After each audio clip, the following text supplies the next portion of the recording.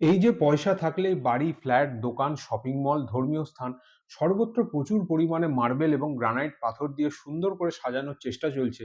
জানেন কি এই মার্বেল এবং গ্রানাইট লাগানো কিভাবে প্রকৃতিকে ধ্বংস করছে? রাজস্থানের ২.৫ কোটি বছর পুরাতন আরাবল্লী হিল রেঞ্জ এই মার্বেল, গ্রানাইটের সঙ্গে অনেক ধরনের লাইমস্টোনের প্রাকৃতিক ভাণ্ডার।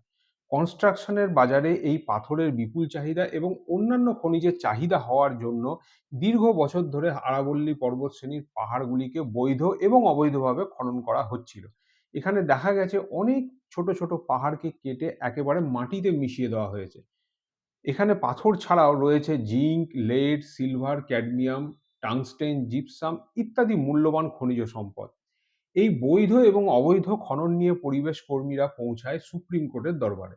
২০১৮ সালে সুপ্রিম কোর্ট একটি কমিটি গঠন করে এবং সেই কমিটি খতিয়ে দেখে যে আরাবল্লী পর্বতশ্রেণীর প্রধান ১২৮টি পাহাড়ের মধ্যে ৩১টি সম্পূর্ণরূপে সরকারি এবং অবৈধ খনন মাফিয়াদের হাতে নির্মূল হয়ে গেছে।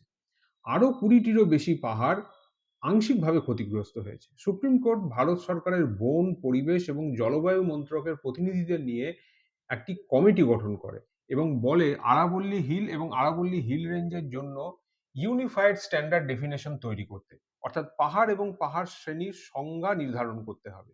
এই কমিটি এবং সরকার সুপারিশ করে যে ১০০ মিটারের নিচে পাহাড়গুলিকে পাহাড় বলে গণ্য করা হবে না এবং সম্ভবত এগুলি ভবিষ্যতে খনন কার্যের অন্তর্ভুক্ত হতে পারে। কমিটির এই সুপারিশকে সিলমোহর দেয় সুপ্রিম কোর্ট নভেম্বর মাসের ২০২৫ সালে। এটা নিয়ে চারিদিকে হইচই শুরু হয়ে যায়। পরিবেশ কর্মীরা প্রমাদ গুনতে থাকে। কারণ আরাবল্লী পর্বতশ্রেণীর ৯৩% পাহাড়ের উচ্চতায় ১০০ মিটারের নিচে। সেই হিসাবে আরাবল্লীর একটি বড় অংশ যেতে পারে খনন বিপদের মুখে। তার সঙ্গে অবৈধ খনন তো রয়েইছে। পরিবেশবিদরা বলছে এই আরাবল্লীতে ৮০ থেকে ৯০ হাজার কোটি টাকার খনিজ সম্পদ লুকিয়ে রয়েছে, যার দিকে প্রলুব্ধ হচ্ছে খননকারীরা।